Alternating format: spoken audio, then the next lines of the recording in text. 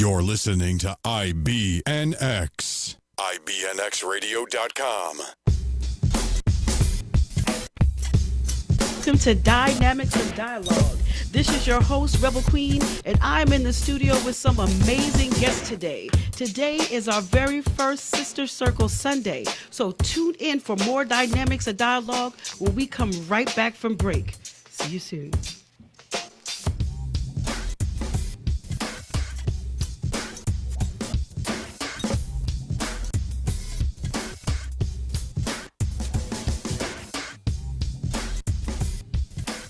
Life comes at us fast. One thing that gives us comfort is knowing that someone is there when you need it. Well, at Pleasant Hills Insurance, that's our promise to our clients. Call 770-910-7460 today or visit our website at pleasanthillsinsurance.com for your free, no obligations quote on retirement and life insurance. Many of the large agencies have turned their back on the retired workforce. At Pleasant Hills Insurance, if others can't qualify you, very often we can. Pleasant Hills Insurance proudly provides options for preconditions. So call 770-910-7460 or visit pleasanthillsinsurance.com today for your free, no obligations quote on retirement and life insurance. Pleasant Hills Insurance, we're here when you need us. Welcome to Dynamics of Dialogue. Going to get started today with introducing our guests in the studio. I'm always excited to share with you the sets of guests that I have because I'm telling you, I know some dope women. I know some pretty dope women. And once again, this is yet another Sunday that I can say every woman in this room is an entrepreneur. You got a room full of black female entrepreneurs, and I love all of this black girl magic. Yes, So definitely. to my left, I have Mika Nicole of the Mika Nicole Show. Hey everybody, how y'all doing? All right. And to her left is Keisha Perry of Atlanta, Georgia. Hey, how's everyone? Atlanta, Georgia. What you gonna talk about? Beautiful ones. Beautiful ones. Exactly. It's a women's movement to inspire, uplift, and encourage women. That's right. And you're here with your business partner, Tony Jackson. Hello, Tony Jackson here. Glad to be here today. Beautiful Alrighty. ones in the house. All right. Yeah, the beautiful ones. I saw the pictures from that seminar. Yeah. I wanted to be there so bad. It was so but awesome. I'm so awesome. moving. The next one y'all have, well, I just want to be in the house. Yes. At this event. I'm going to Okay. be there. And to your left and right, I don't know if that's dyslexia or what, that I can't get my left and right when I'm looking at the opposite side. Yeah. But we have my new good friend Simone Smith here, and she is, these two ladies they do everything. They have a podcast that's getting ready to launch. They've got the graphic designer. Talk to us a little bit about what y'all are doing. Chrissy and Simone. Hi, I'm Simone and this is Kristen. Hi. And we kind of have a combination of things going on. You're right. We have Open Door Conversations, which is a platform that's launching this week. Mm-hmm. We're actually going to drop that on Tuesday, which is the 1st of May. So if you guys want to follow us on Instagram, tune in. Your handle, Open Door Conversations? Open Door Conversations is the handle on Instagram. Mm-hmm. And from there, we're going to have a link where you can either go on Podbean, Play Store, Apple Store, and listen in. Awesome. It's a platform that really just kind of discusses everything taboo and everything that makes us uncomfortable as adults that we never want to talk about. We're going to talk about those things openly. I'm so here for that. Yes. I love doing that. I love it. And then the other thing we got going on is Creative Motifs, which is just a self-love brand where I combine the two things that I like, graphics and myself. I'm learning to love myself, so it's just a brand where we promote self-love things that motivate and inspire you, and we just put them on everyday products, mugs, coffee mugs, tumblers, shirts, hats, and bags. And so the handle for that is Creative Motifs, which is CRE8MOTIFS. Alrighty, well listen, we're going to go right off to break and we're going to get some more music on to you. We're going to come back with announcements and get on with the discussion, the Dynamics of Dialogue. You're listening to IBNX. IBNXradio.com. The station with the best music. Best music. I love the music. Best music. Hey, what's up? It's Jay-Z. Hey, I'm Mariah Carey. Hey, it's Katy Perry. It's your boy T.I.P., man. Get it. It's your boy Sean Kingston. What's up, y'all? I'm Beyonce. This is Nicki Minaj, and I'm in the mix with IBNX Radio.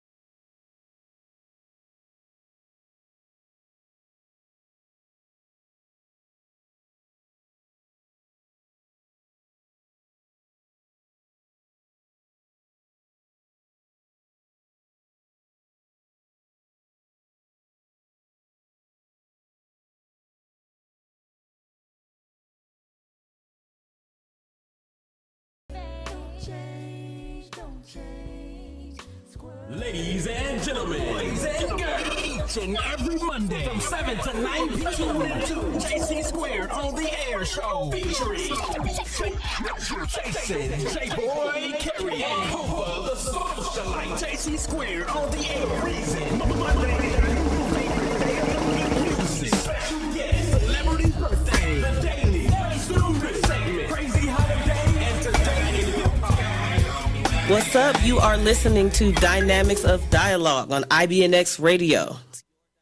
Welcome back to Dynamics of Dialogue. Happy Sunday, everybody. Listen, I've got a few announcements for you. I'm sure that many of you in the Metro Atlanta area have heard about the December incident with ex-NFL player Desmond Marrow, where he had an encounter with the Henry County Police that was not positive, and he sustained a significant injury, emotionally and physically. There is a rally being held for him on Monday, April 30th at 11 a.m. at Tabernacle of Praise Church International. The address is 1640 Highway 42 North, McDonough, Georgia, 30253.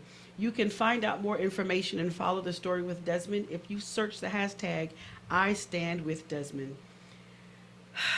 Y'all, we got to show up for our brothers and sisters, because things is getting pretty heavy. You know, it's crazy because it feels like the footage that I've watched from the 60s, doesn't it? Doesn't it feel really crazy does. to turn on the TV and any day you see some stuff or see on social Definitely. media? But that's all right, because this is the reason why we have a circle. And we're going to recreate this when our host, our guest co-host, Ken Warner, is back on the air. He'll be back on the air every second Tuesday because we need this for the women and the men. Most definitely. Yeah. So next announcement is I am back on stage after my 5 Yeah. months. I'll be featuring at Soul Cafe. Nice. Yes, I'm excited about that. Okay, I ain't gonna lie. It's been a minute. I'm an introvert. I don't know if y'all know, a lot of poets are introverts, and so I don't want to be in front of people, but that's what I do. Yeah. But I'll be featuring Savoy Bar and Grill, and that's 8 to 10 on May 8th. May 8th, 8 to 10. And Ken Warner of Ken Warner Poetry is your host. He's also guest co-host of Dynamics of Dialogue. So please come check us out. It's going to be a great show. Y'all know I got a big mouth. And y'all know I like to say a lot of shit, right? I like to talk about stuff that people don't like to talk about. So if you want to hear something inspiring and interesting, get a little love on and get a little smack down at the same time, because I'm not a slam poet, but I can do a little something. So come and check us out. May 19th, Mika Nicole has her next play coming up. Yes, definitely. May 19th and 20th, it'll be at the Windmill Art Center, guys. It is a phenomenal play. And we just signed Kelly Price to be in the cast. We also signed Trina Braxton and Darren Henson from Soul Food. So, yeah, it's going to be big. Okay, see. You know I don't talk that much. I know people like, yeah. Well, we got to give Kelly Price some because, she's an amazing singer. She's definitely amazing. I've loved her as a singer since I've, heard her come out. Yeah. And that's also my sorrow. So I got Awesome. Well, you definitely need to be in the building. Well, you got tickets anytime you're I'm ready. gonna tell you right now, you're gonna see they show up when Kelly Price comes to town. Yeah. Sorors show up. Awesome. They show up. Yes. So that's an awesome thing. And next we have June 2nd is your 2nd. Cocktails and Conversations. Cocktails and Beautiful Ones. Conversations, beautiful ones. Ladies, come on out. We'll be in Stone Mountain. You could go to www.beautifulones.net. Nice. Get all the information. Also, Beautiful Ones has a Facebook page. But it's going to be some awesome conversation. And you, Ty Davis, will be our moderator. Yes, I know. So we are looking forward to that. She's going to lay down some spoken word for you. That too. So, ladies, we cannot wait. We're excited about that next event we have going on. Yes. I never heard you do any spoken word. I was prepared. I'll drop a little something today. Yeah. I had a poem that I was going to. Look, David's eyes got big. It ain't gonna be. No, it's not. But this is because this is for the women. Awesome. It was. Oh boy, I might have to read it because my memory is old. But it's for the women. I had a different poem in mind today, but it was. I'm a perfectionist, and I kind of messed it up. I didn't mess it up. I lost a piece of it. But we want to get started with the conversation. Y'all want to hear this poetry a little bit later on in the show? Is that Whenever work? you're ready, I just want to hear it. Okay, that works. All righty. So let's go ahead and get started with our topic. Today for our very first Sister Circle Sunday, let me give y'all a little background on this. First of all, Sister Circle Sunday was my son's idea. And I have to make sure that I give him the credit for that because he knows me, of course, very well. Who else knows me better than my own child? Because, that's what they do. They learn you, they watch you, and all of that, and I know he hears my many phone conversations and knows exactly how much I need the women in my life and lots of times how much they need me. I get lots of women that call me and we got to be each other's rock. And he said, Mom, why don't you do a segment on that? Why don't you do a segment monthly where y'all come together and talk? And I thought that was so beautiful. So for today's first one, the topic is sister love. And we're talking about relationships between us. And I've got it structured around a couple of questions. And we're going to get started out. Anybody can chime in. And I'm just going to start out with Tony. Okay. Because you look like you have something to say. All right. She's like, what? I always have something to say. Oh, you looking poor. She's looking potent, like she got something to say. So the first question I'm going to ask to everybody, we'll start with Tony. Do you have any sisters, and what is your relationship with them? I have one biological sister who's amazing. And then I have so many other sisters that are in my circle. I'm just blessed beyond measures. They've pulled me off the ledge a bunch of times and run things by. You have to have someone you can run things by because a lot of times we be wrong.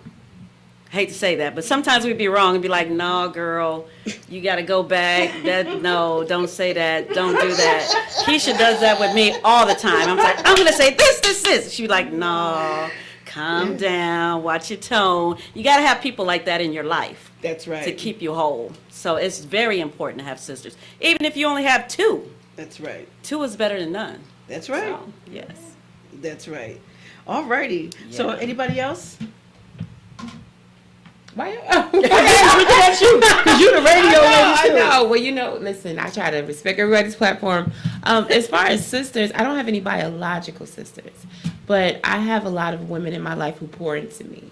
Who give me that love and that intimacy without intimacy. You understand? And I've just learned that recently that that's so important to have those relationships with women you can just be transparent with and they don't judge you. And I have one specific, her name is Demita Watson. I talk about it everywhere I go. And it brings me to tears because she's the one who pushed me in the forefront of doing everything that I'm doing because I'm really an introvert. You notice I'm over here to the side, y'all over there. I'm like, because I'm kind of an introvert, but I have such love for women and people that I got to start getting out of my comfort zone and giving that to people, but I'm scared. So, building that relationship with women is hard, but once I got you, baby, we good. We gonna ride this till the wheels fall off. But it takes me a minute to get to that point, Yeah. So, yeah. Right. That's what I'm talking about. I don't... Oh boy, it's a challenging thing for me to answer because I don't have. I do have a biological sister that is, sometimes families get fractured and broken for many reasons, and that's something that occurred many years ago. So unfortunately, I don't know her or have a relationship with her. But I think that's one of the reasons why I grew up with brothers. Yeah. And that's one of the reasons why sisters are so important to me. Yeah. Because I think there's something that you get from having an older sister. Definitely. Definitely. And the first kind of experience I had like that was in college. The friends that I made in college, those were the first sisters that I made. Yeah. And they were really important to me. So what about you two? Well, I had two sisters. I lost one. I'm sorry to hear that. So sorry. And that one, she was really my rock because she was my most accepting sister. She was my you could do anything sister. She was my, I may be broke, but if I have $50, you got $50 sister. And then I have another sister who, when I reveal certain things about myself to her, fell out of my life. Just completely, just stopped talking to me, just non-existent. So unfortunately, I don't really have what I would call biological sisters. But I got sisters. Yeah. I got friends that are like sisters. And let me tell you something. I have a cousin that I grew up with. We're the exact same age, and you cannot tell me she's not my sister. Amen. If I'm having a good day, if I'm having a bad day, if I'm going through stuff, that's the one person that I can call. Even if I don't call her for 3-4 months, I could just pick up the phone and be like, hey, here's what's going on, and she's there. You know, she'll jump on a flight and she'll come and she'll see me, and she's just there. So I could say, yeah, I have sisters, but not biological. But I don't think a sister is defined by blood. Absolutely I think a not. sister I love relationship that. is defined by how we take care of each other and how we nurture each other's spirit, you know. So the answer is yes, I've got sisters. I love that. Chrissy? Well, I have 2 biological sisters. One is 9 years older than me, and the other one is the same age as me. Papa Rolling Stone. Relationships wise, my older sister, she was kind of forced to take care of me and my younger brother. So that kind of put a little something there. Yes. Yeah. It's still there a little bit on my side because I don't want to encroach on, I can't explain it. It's I love her. We're just not as close as I would like for us to be. But sisters wise, honestly, I'm an introvert as well.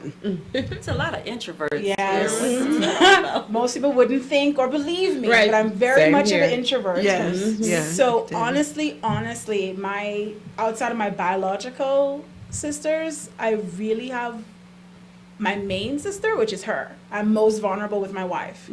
All my I have friends that are sisters, a lot of them, but my actual, who's seen everything of me, sorry, is my wife. everything. So. Yes. But, And, yeah. and I think that's so interesting because you picked up on something about us all being introverts.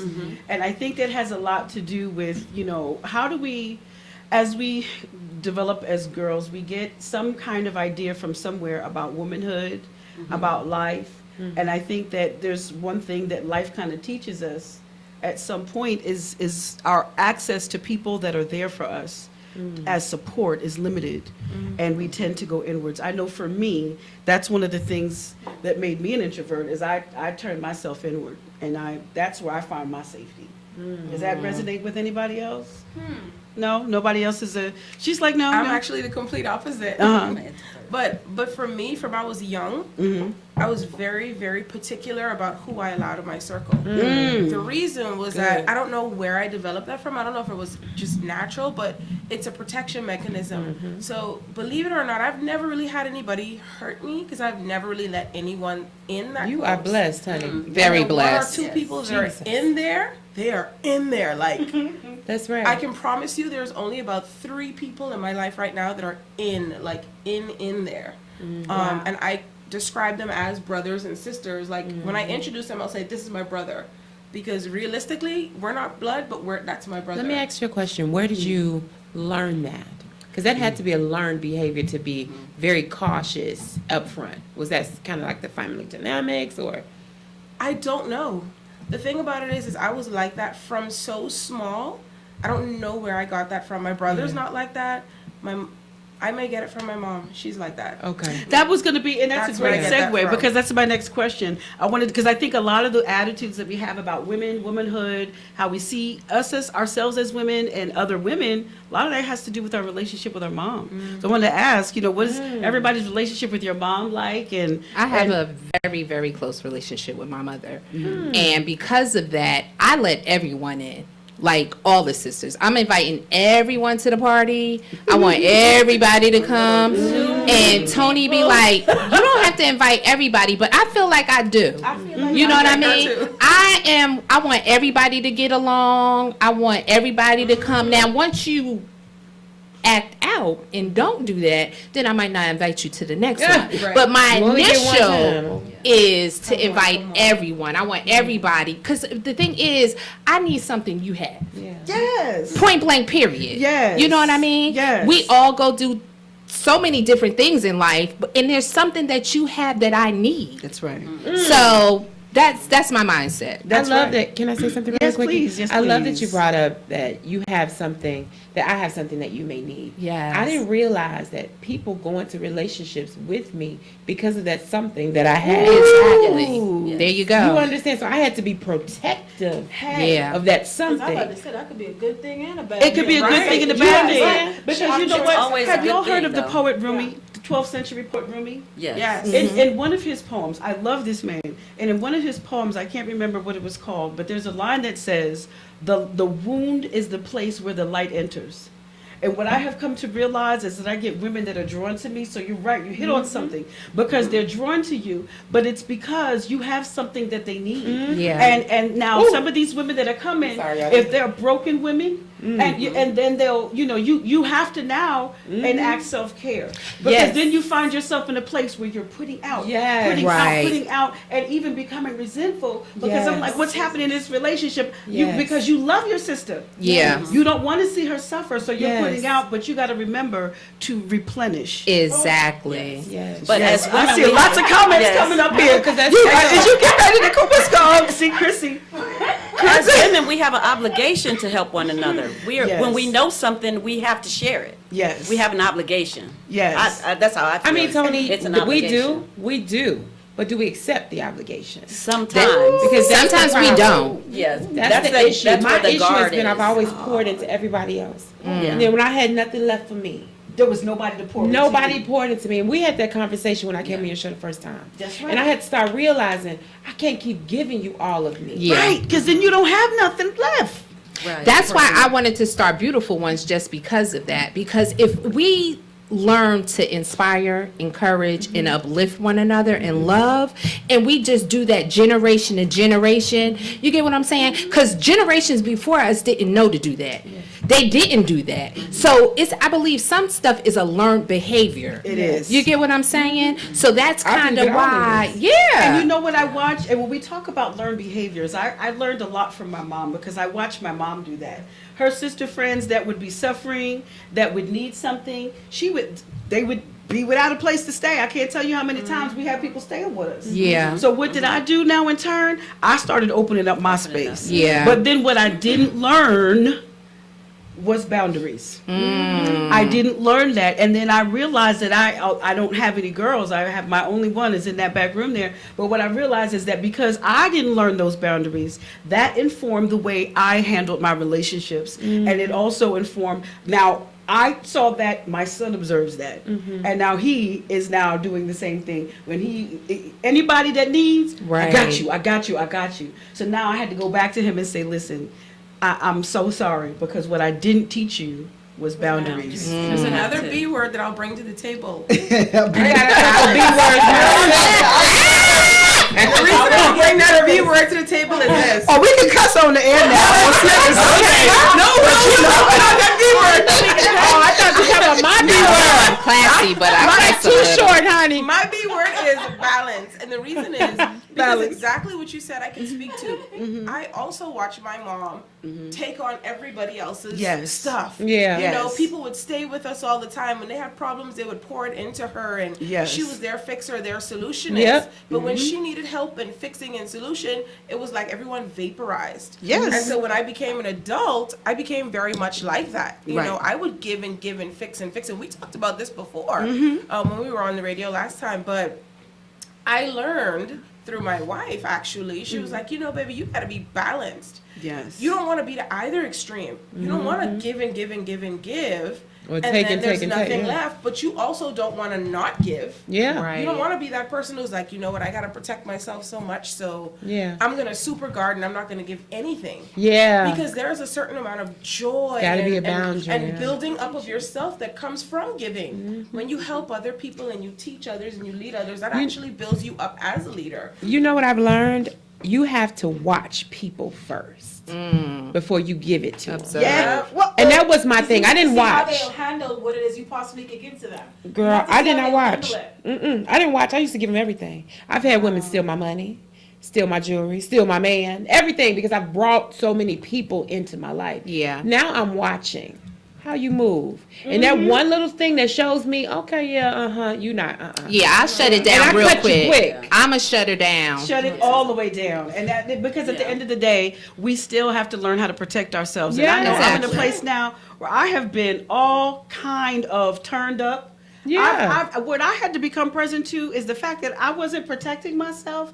I was just taking it all in. Yeah. Then that changed my whole way of being. Yes. Normally, I'm a person that's cool. I'm loving. I love to give. I can't stand. I'm very sensitive. Yeah. I can't stand to see people hurt, particularly other black women. Women in general, but particularly other black women. I can't stand to see it. And I realized I'm getting cranky and snapping at people and all of this, and it even affected the way I was treating my son, because I'm putting out in these relationships with other women because they need, but I can't be their savior. I'm putting out in these relationships with these men because they need that peace and comfort, Exactly. right? But I can't be your savior, and I'm giving to my son, I'm giving to my mom and my dad, and then what do I have left? Can I ask you a question? Yes, ma'am. I'm sorry.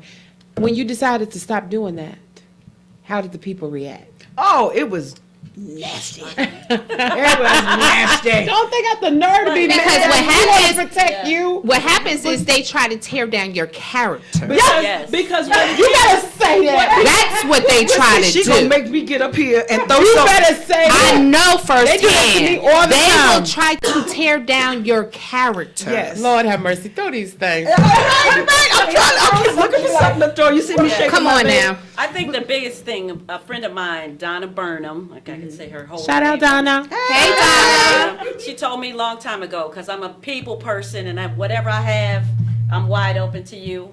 But she said, Tony, you have to train people how to treat you. That's right. You have Yes. to train them how to treat you, because they just go run right over you. They sure They will. don't care. That's right. You set the standard. So you have to how You You you said the Exactly. thing. Yes. And That when is I so started true. doing that, it all turned around. But part of that I love is y'all. the key is in that, right? Because ultimately in our community, if you're sick, like I just came through a period when I was really sick, and I'm back and forth with it, but there was still the expectation of family members to get up and go see about my parents, and I'm like, but wait a minute.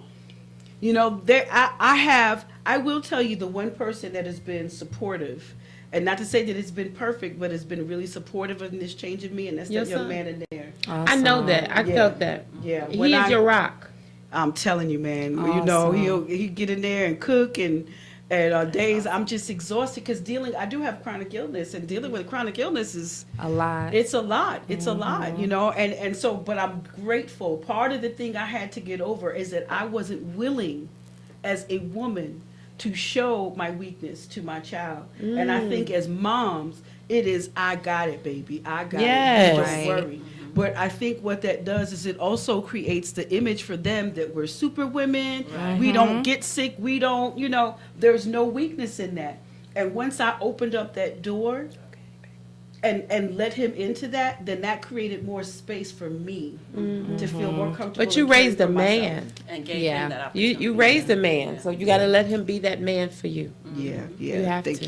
you. And listen, like I said, I'm grateful that all of you all are in the studio today because I think this is a good conversation. So one of the other questions I wanted to ask is, when we talk about our moms, right? How do we feel like our relationship with our mothers has influenced? So like Keisha said that, sure, your relationship was great with your mom, so you just let everybody in. Yeah, I really do. That's what she did, and she's just a people person, and it's just I grew up with it, so. And what about you, Tony? My mom is deceased now. She's been gone for 24 years this year, and a couple of weeks ago, actually. And she was a people person. Like, she never met a stranger everywhere she went. And she, just like your mom did, open up the house. Everybody can come. You come and eat. Whatever I got is yours. And I think that's my personality is based on how she raised us. And that's just how we are. So I think that's a positive thing. And before, let me just inject something else in here before I pass this question around the room. But the other thing is I sat into a series where we discussed challenges in the Black community, and one of the perspectives that's new that I gained that I really didn't think of before is the subgroups. They're the subgroups that we're broken into. The Black community, right, is really broken up into 4 subgroups. We have African Americans, there are African immigrants, there are Afro-Caribbean, which like in a different sense. Which I like. And then All right now. The male. Putting that out there. Yeah, you know, the oxtail jerk. Right, and Afro Latino. Oh, she's trying to get the dinner hooked up. Listen, understand that I'm silly, yeah. when we connect with people and my family alone, right? My dad's side is West Indian, and my mom is from Harlem, so I'm kind of American, but I have these West Indian values because that's the side I was raised around. My grandmother, and but the food, yeah. So just know and believe that most African Americans love y'all because of your food. We want you to cook. So I'm speaking like halfway because I got some things I can do, but other things just know I'm gonna push up on you for some recipes. And I all of appreciate that. you, honestly. You put it out there. Hey, I'm always Straightforward. Rebel Queen is always gonna keep it 100. Listen, we're gonna go.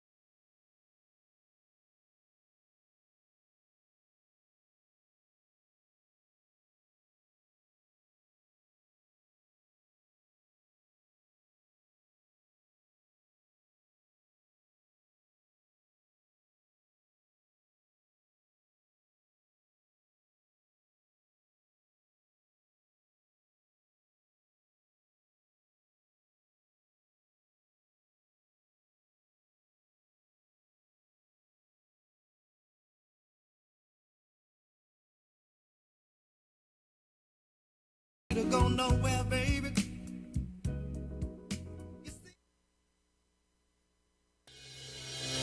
Life comes at us fast. One thing that gives us comfort is knowing that someone is there when you need them. Well, at Pleasant Hills Insurance, that's our promise to our clients. Call 770-910-7460 today or visit our website at pleasanthillsinsurance.com for your free, no obligations quote on retirement and life insurance. Many of the large agencies have turned their back on the retired workforce. At Pleasant Hills Insurance, if others can't qualify you, very often we can. Pleasant Hills Insurance proudly provides options for preconditions. So call 770-910-7460 or visit pleasanthillsinsurance.com today for your free, no obligations quote on retirement and life insurance. Pleasant Hills Insurance. We're here when you need us. Yeah. Shouts out to Lady Lady. Now I know. There she go. Pay up. I love you, I love you, I love you. Until I love you, I love you, I love you. Until I find a way. Words I know. Until I find a way. Listen. I know you see it, girl. This ain't sitting real good in my soul. Everywhere this little girl goes, she pick up another obstacle. She was my heart. I don't know the tribe or the fall. But by default, she don't think of me. I thought she was an Indian. Now she's slanging things like a simian. All my life I wanted me an Indian. But now she's far away. But I had to know. Listen, I know you see it, girl. This ain't sitting real good in my soul. Everywhere this little girl goes, she pick up another obstacle. She was my heart. I don't know the tribe or the fall. Yeah. But by default, she don't think of me. I thought she was an Indian. But now she's slanging things like a simian. All my life I wanted me an Indian. Ooh, girl, let me hear. In the street with a wedding ring, and she hit the Park City bake. Are you down to cheat? He looked in the eye, chivalry. Is it really there? He pulled out a tip, pay up. Jumping right on him, thinking when's it good to intervene, and I lost her to the world and the girls and the posters. Entertain, I doubt it'll pay and it cost her. I ain't mad at me, but it hurts, and I thought she was an Indian. Yeah, but now she only worried about the Benjamins. Yeah, she been lurking in my dreams. Yeah. I said I swear to die on me. I said I swear it dies on me. Yeah. I swear this is me playing saxophone, but my saxophone was left at home, so I just got this. I said I swear it dies on me. Down, down, down, down, down, down, down,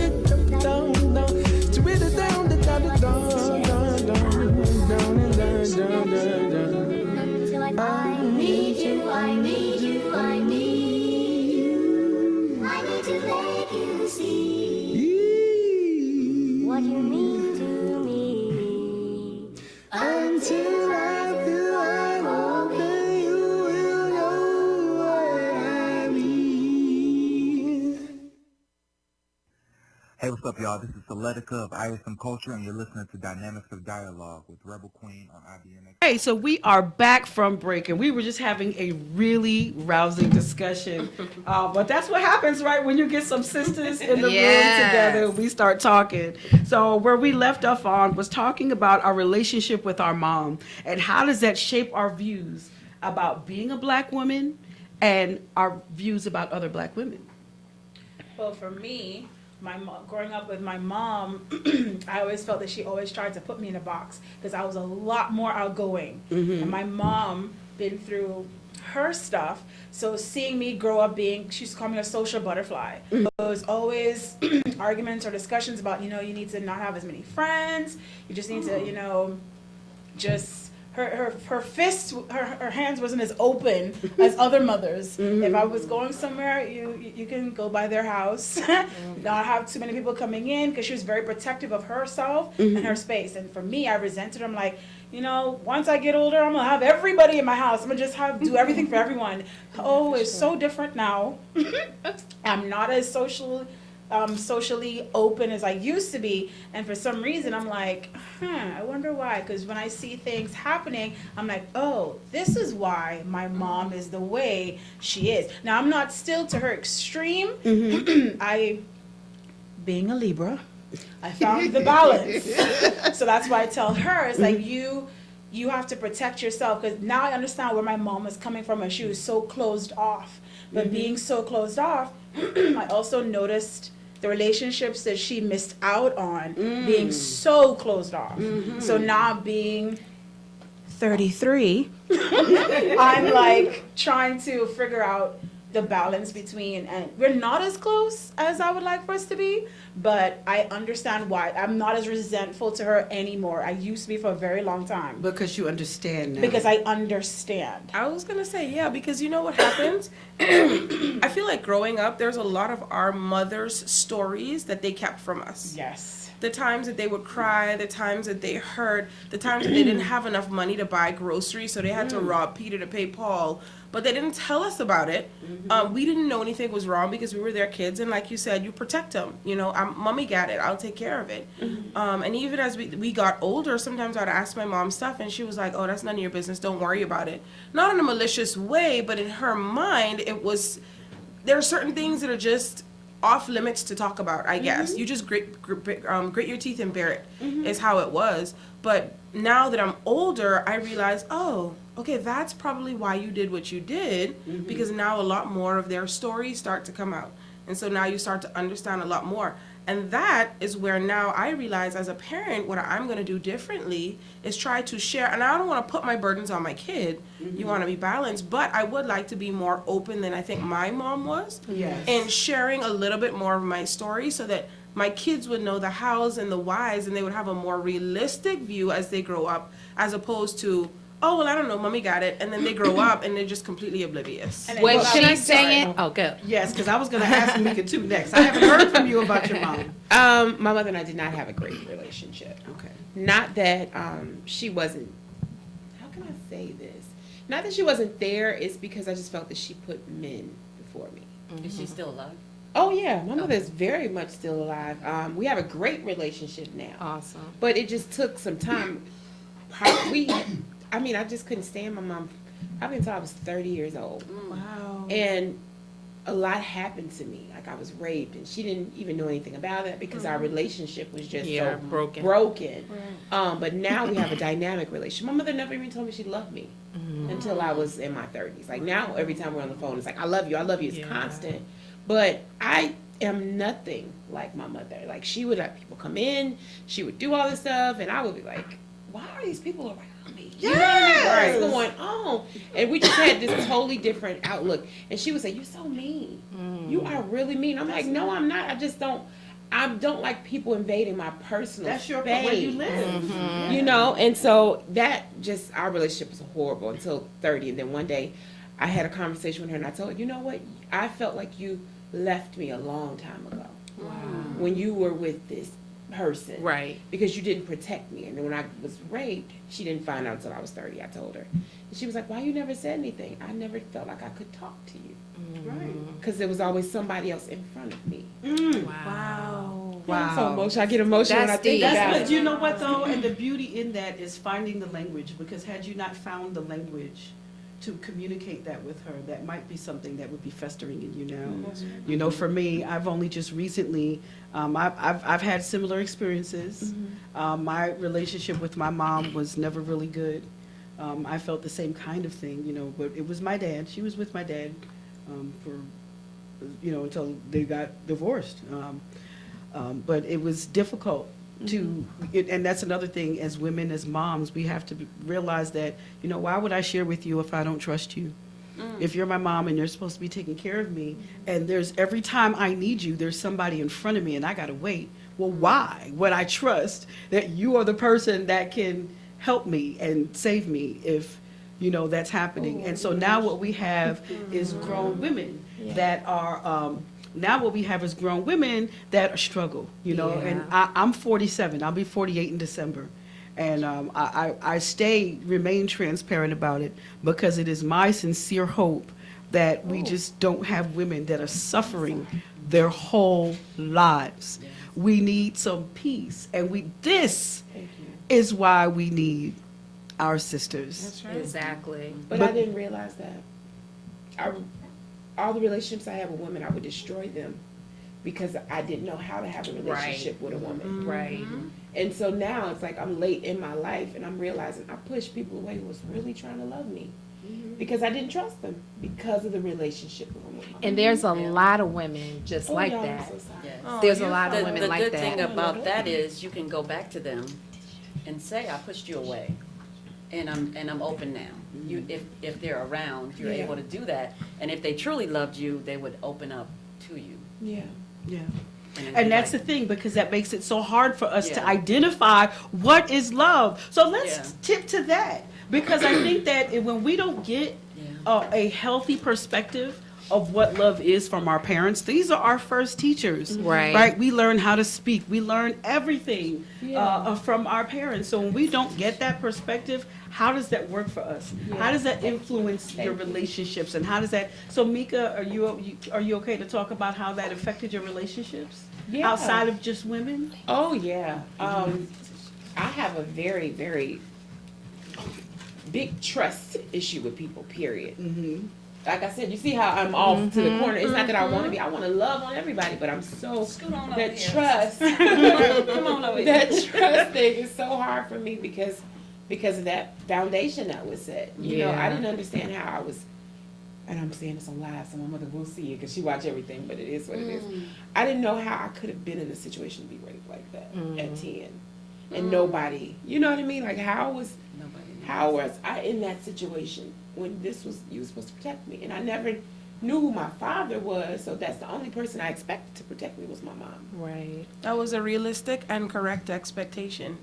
That was right for you to expect your mom to protect you, and you weren't protected, and you don't have to feel guilty about expecting that because you were supposed to be protected by her, and you weren't protected. You were 10. You were defenseless, and that was not your fault. And I don't know if anyone has ever told you that up to this point. But honey, it was not your fault. It was not your job to protect yourself. You were 10. That was not your job. Someone let you down and someone disappointed you. And it's okay for you to be disappointed in that. Because that wasn't supposed to happen to you. I think it really destroyed me as far as relationships with people. And now, right now, I'm trying to play catch up because I'm missing out on a lot of. You have a lot of time. Great relationships with women and with men. Like I got to get out of that. So that's what I'm fighting. You got to come with me. Last week we had I had as guests in the studio Dr. Deidre Hawkins and her business partner Adria Kitchens and Deidre's fiance as well, Clyde Lloyd. They're from One Small Change, and they really I'm telling you. Being around these people has really made me present to a lot of these things, particularly finding the language to use to overcome some of these hurts. It's a lot, and I'll share. I have similar experience. You know, that happened to me more than once with different people, and so that does it shapes the way you view things when you feel like you're unprotected. So for me, that's where my coping mechanism came from, of going inward, because there was never anybody to tell me it wasn't your fault, you're not in constant danger, you're safe. No one told that. But I had a coaching, Adria is my life coach, and I had an impromptu session with her yesterday, and what she did is amazing. Walked me through, you know, the place that we hurt typically tends to be the place where we were wounded. That age that we were wounded. That's why you see grown adults revert to all kind of stuff when we get into conflict, because we're not responding out of that adult place. And part of that, I would say to you, is the same thing my life coach said to me. You definitely need to hear, give that 10-year-old voice, because that's an age for me too. That 10-year-old needs that voice. Check in with her and find out what she needs. You know, and you don't hear that with your mind. You feel that with your body, because your mind will tell you something different. I'm telling you, I felt that yesterday, because your mind will blame you, but your gut, your instinct will tell you something different. Yeah. You know, so that's why we need that. We need to recover and heal. And so, like, for that, it's one of the reasons that connected me to you, because I think that as women, I've been through that experience. It can make you defensive. It can make you do a lot of things. Yes. And as Black women, we need safe spaces among each other. Yes. You know, I need somebody to know, you know what, Ty been through some heavy shit.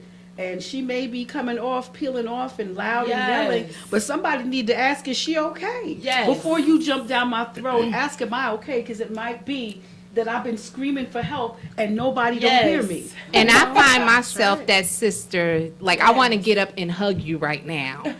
I'm that sister that God just gave me that instinct. Always. So I want to know that you're okay. I want you to be okay. Like, you could be the evilest person in the world, and I'm still trying to be your friend.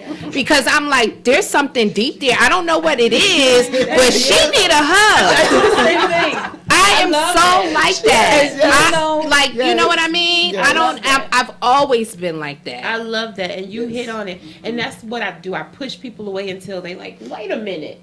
I'm gonna be here. Oh yeah, I'm gonna call you. You all right? You okay? I'm totally that person. Because I get read wrong all the time. Oh, she's a bitch. Right? She evil. But I'm not at all. Like when because the thing is, everyone has a story. The stories are just different. But it takes the time to get to read. Exactly. Don't just brush the cover and think you know me. Exactly. You don't know me. Right. And then I either got those people who want to make a judgment, or I got those other people who like, oh, Mika Nicole's doing this. I want to jump on her bandwagon, and they don't really still want to know me. Right. They think I'm the next Oprah. Right. So they want to jump on my bandwagon. Right. I want real organic people, friendships and people around me. People that will forgive when you may not be right. Because I'm gonna tell you, I may get in this space where I'm gonna say something, I'm gonna be agitated, and I can't keep up with everything at the same time. Yeah. But if somebody doesn't know me well enough to know, boo, it's not my intention to hurt you. Come on now. I'm just trying to work through this. Right. I got to pay this bill. Yes. I got this going on. Right. I got to work through all of these things. I'm navigating at the same moment, and I'm answering your questions, and I'm doing this. And you do it so well. And they want you to do it with a smile. I mean, a couple weeks ago, I was like, what is going on? You do it so well here. No, I just be faking. Inside my head. Fake it till you make it. Them hamsters be running, boy, in my head. They be going. You know, I'm really grateful for, again, I'm grateful to have you all, to have this particular set of women in the room. Yes. This is my first time meeting Tony, but I already know your energy because I know Keisha. So, and I know Keisha don't do. Come on now. Yeah. Come on now. Keisha don't do no. Come on now. Don't do none of that. Come on now. But I love all my sisters. That's right. Yes, you do. So the other thing is, so now with everything that we've discussed, how have these things influenced your beliefs about being a woman, about what you're expected to do? Like for me, I'll give the example of, I was always expected, you know, I had two older brothers, so I was expected to cook. And I'm like, wait a minute, when I had Omari, I'm like, why am I cooking for them? They grown men, and I'm responsible for the baby. So how I got to be responsible for everybody? I didn't give birth to them. You might want to fix dinner for them, hook it up. You know, so for me, my watching what I watch and the expectations of, you know, the woman is supposed to do X, Y, and Z, it put me in a position where, okay, this is what a woman is supposed to be, until I started learning, no, it's really about what I want to be as a person. So how did your relationships affect, particularly with your mom, sisters, other women, how did that reflect your view of womanhood? Well, I can tell you for me personally, when I was young, I thought my mom was Superwoman. Yes, we all do. My mom was an entrepreneur. Mm-hmm. She had 2 kids. She put us through private school. She had my dad, who was an alcoholic, which alcoholism eventually killed him. who would make money and squander all the money. So she would have to find her money plus the money he squandered. We had 2 cars, a mortgage. She would pay all of that, cover all the bills, and sometimes I would watch her just sit down and cry. And she would still find time to come home every single night and prepare a meal for her husband and her 2 kids. And her husband would come home drunk, sometimes take the food and rake it outside and say, "This is dog food." I remember one time my dad came home and we had lasagna. My mom had made, she slaved over lasagna. You have to understand, my mom cooked by trade. My mom can cook. And she made lasagna, and he came home and he was drunk. And he's, you know, he's an island man. They like a certain type of food. And so he's like, "What is this?" He goes outside and rakes it to the dog. "This is dog food. Make me something else." It's 2:00 in the morning. Okay, well, you. And she gets up out of her bed quietly, goes in the kitchen. That wasn't Millie. And makes him something else to eat. And I watched this happen because my mom was raised during the era of, you know, women took care of the house. They took care of their husbands. They made sure the family was okay. But my mom, at a certain point, and this is where I admire her, she realized that what she was indirectly doing was teaching me how to allow a man to mistreat me. And when I was 13 years old, she said, "I'm going to break this cycle. I'm not going to do this anymore. I'm not going to have this man cheating on me, being drunk, being alcoholic and abusive and doing all of this, and I'm just going to sit here and take it." So she stopped. She said, "I'm not cooking anymore. You guys, I've taught you to cook. I'm going to buy all of the groceries and supplies. You guys can take care of yourself." I was 13, my brother was 15, going on 16. She separated from my dad, and she's like, "You know, guys, I have to do this for you because I have to teach 2 things. I need to teach a woman how to respect herself, and I need to teach a man how not to treat a woman. And that's not going to happen if I stay in this relationship." And so she left, and I promise you, she broke that cycle. And when I became an adult, I was like, no, relationships are partnerships. Everybody shares, but if I can't say how it would have affected me if she stayed in that house and I watched her continue to put up with that treatment. You know, for me, that's as you were speaking, I became really present to the things that I've observed in that regard as well. And for me, it made me resentful of the lot that was assigned to women from what I observed. Because it felt like, okay, you mean I'm supposed to be somebody's servant for the rest of my life? Exactly. No, I wanted to travel the world. Exactly. I, wanted to do things. I'm like, no. And then even affected my, oh God, I got to take a deep breath when I say this because it feels bad, it sounds bad, and I don't like to talk about it, but it's, it did affect the way I see men, particularly West Indian men. I've always had, when I see women accepting this, I'm angry that they've accepted that, and I'm angry at him. And in my mind, I just, okay, I'm like, and I know I'm so embarrassed to admit that there have been men that I've been like, oh, baby, no. When I hear their background, I'm like, because I know there's a mindset that goes like an African-American man is different. Like you're not going to feed no African-American dude no lasagna, especially if it tastes good. He going to be like, this is dog food. He going to eat it. Sure ain't going to put it out in the trash. Right. He going to eat it because we know there's a poverty on the level where a lot of us are growing up where you eat what's put in front of you and you don't get no seconds, no options. That's it. Right. And if you don't eat that, then ain't nothing else. Right. So we ain't going to throw away no food like that unless we into something else. Right. But that kind of thing, it's hurtful, it's wounding. And I just never could feel comfortable or safe opening up myself to a man in that space because I just know it brings up that from my past, and I don't want to deal with that. Okay, so I confess. For me, we didn't have any expectations in our household. So there was no, well, Christy, you have to do all of this and your brother has to do this. Everything was shared. I took out the trash, he took out the trash. I washed the car, he washed the car. I did the dishes, he did the dishes. I cleaned the bathroom, he cleaned the bathroom. But my mom was a single mom, so it was, and my sister, she raised us too. So there was no expectation or no gender roles in the house. And so that rolled over, with us. just because she may be more, some people call her more aggressive, it's not, well, you're going to pump the gas or you take out the trash. It's a partnership across the board. Right. Even though I still have the gender roles She has thing it stuck in herself my in her head a little head. bit. Like men are supposed to do this and women are supposed to do this because that's what I grew up seeing. Men did this and women are supposed to do this, and so that is a little bit ingrained in me, and I was just fight about to say against that. Okay, that's just what I was going to ask. I fight against that. Right. So you fight against it in terms of you No expectations on me, on herself.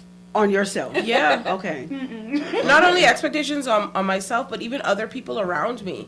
My head is still set that way. Guys are supposed to do this, this, and this. These are things that are expected of them. And then these are the things that are expected of women. More so on the women's side.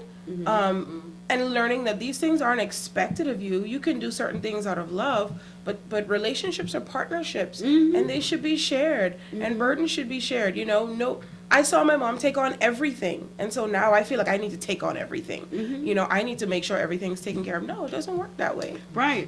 It shapes everything that we do, everything and the way that we think. Anybody else about moms and handling women? Tony? Yeah, I'll add. I was raised in a two-parent household.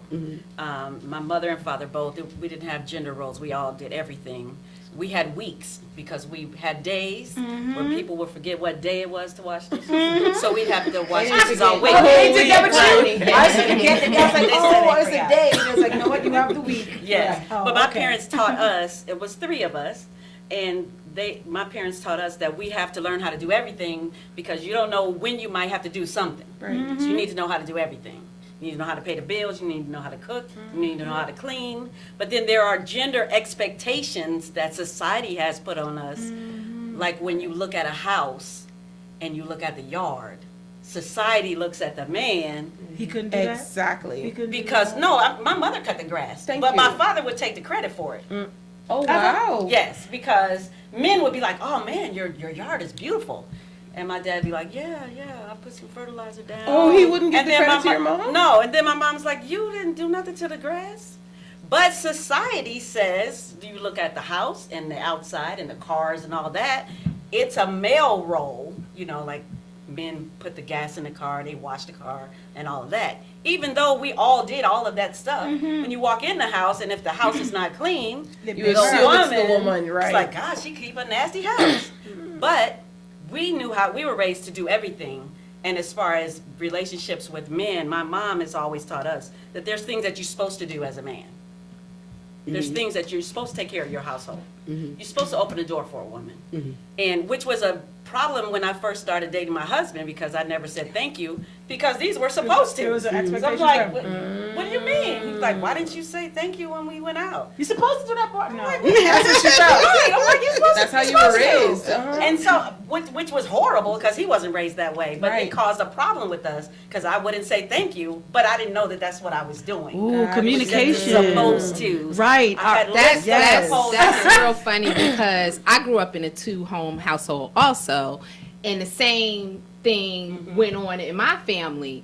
But my husband, who now I grew up in New Jersey, I'm a city girl, but he grew up in Henderson, North Carolina, in the South. No, my husband Ben now, yes, and because he had that thing where he had to do everything as far as cut the grass and wash the car and you know, but I'm growing up like we all did that, you know, but he's like, oh no, you ain't gonna do none of that. This is what I'm supposed to do. Man roll. Yeah, How long man have you rolls. been down here? I've been in Atlanta 11 years, but I've been in the South. I left in 1998. Oh, so you left right after me. Yeah. Okay. See, now I've been here a little bit longer. I've been here 21 years, and I've been conditioned. Through conditioning because I was the one that would open my own door. A lot of the Southern men, you ain't supposed to touch that. And I've owned a home and everything, and I have never cut grass. I don't cut grass. And all of these things. But listen, we got to go to break. I got a cue from the engineer. We're going to go to break, and when we come back, I'm going to come back.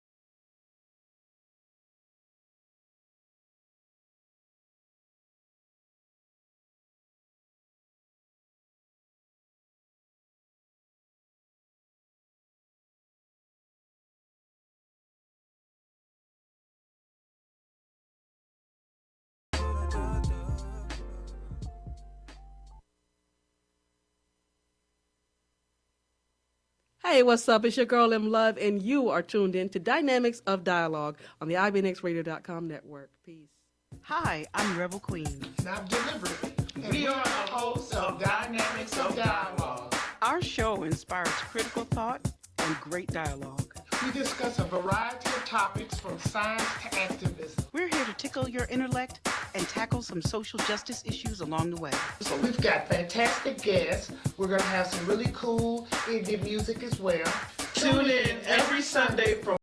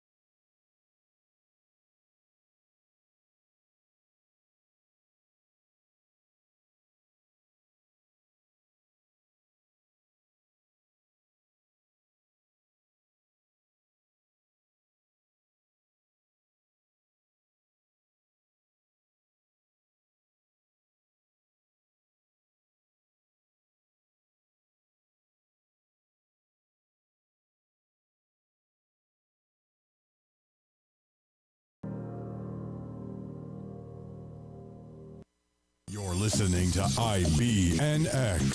IBNXradio.com. The station with the best music. Best music. I love the music. Best music.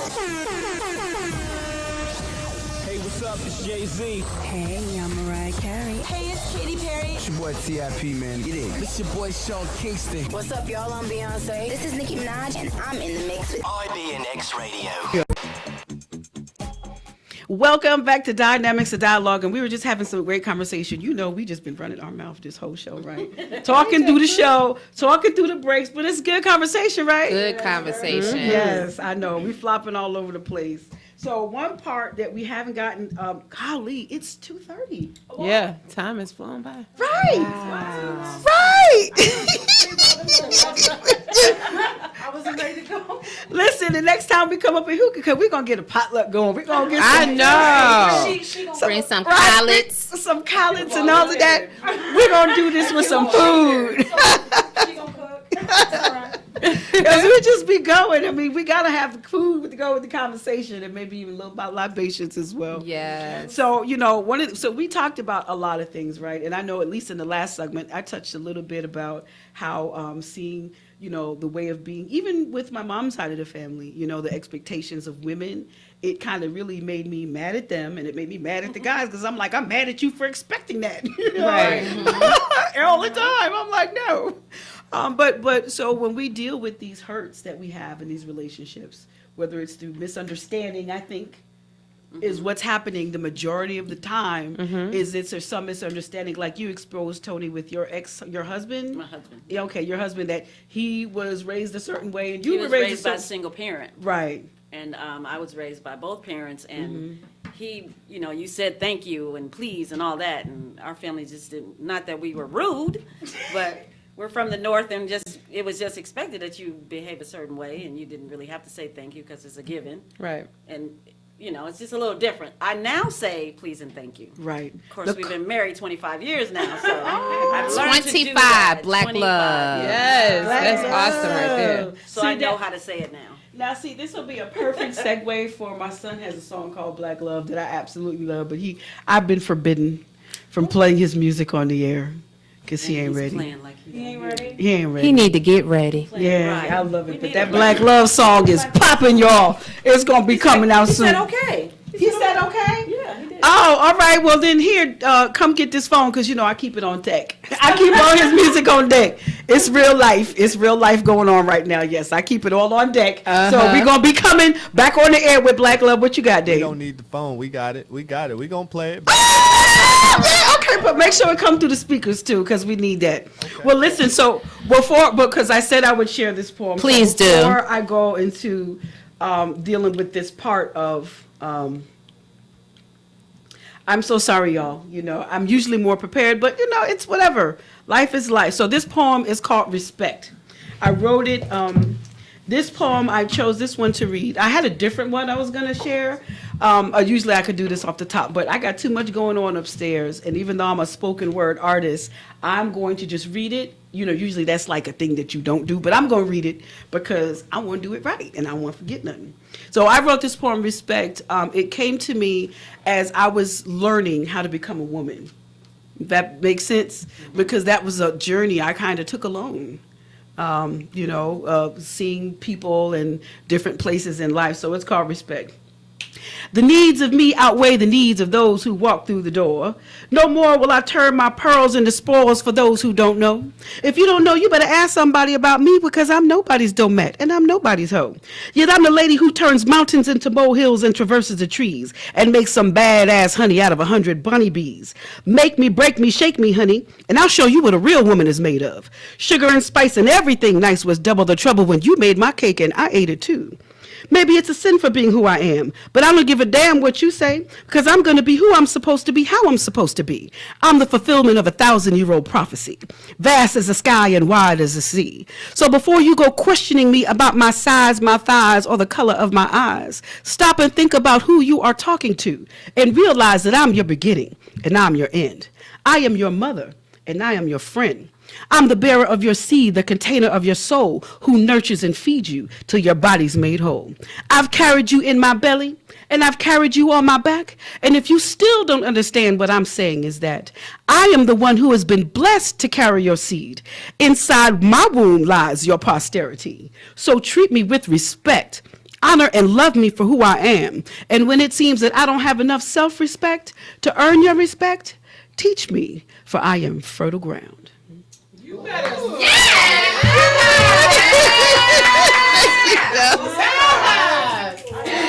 Thank you, thank you, thank you. That was my first exposition into becoming a woman and identifying with that. She ready. I can't wait to get on stage. I can't wait. Yes, May 8th, Savoy Bar and Grill in Stockbridge, Georgia. I will definitely be there. Yay, thank you. Okay, so we're going to ride together. You're going to ride with me because my nerves are going to be bad. Thank you, because my nerves are always bad. I don't know why. I do it in front of people all the time.